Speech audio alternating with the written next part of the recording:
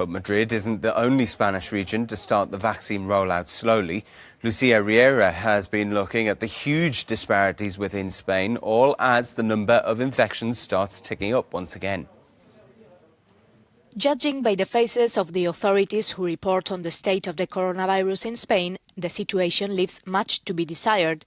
Infections were up to 32% last week compared to the previous 7 days, and the cumulative incidence rate over the last 2 weeks is 272 cases per 100,000 inhabitants, with some regions like Extremadura and La Mancha seeing dramatic increases in infection over the last several days.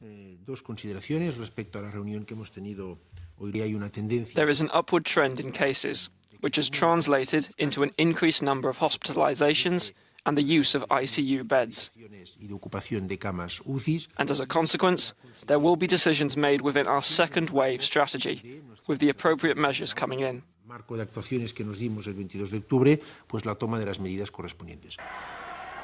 The authorities fear that the easing of health restrictions in a number of autonomous regions and the increase in illegal gatherings over Christmas will result in an outbreak of cases in the coming days. Catalonia has ordered a perimeter lockdown starting next Thursday, which means it is not possible to move between its municipalities. The measure is expected to last 10 days.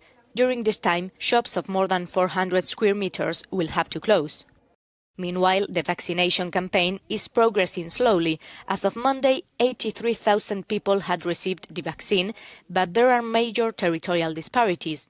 While Asturias has already used 81% of the available doses, neighboring Cantabria barely exceeds 5%.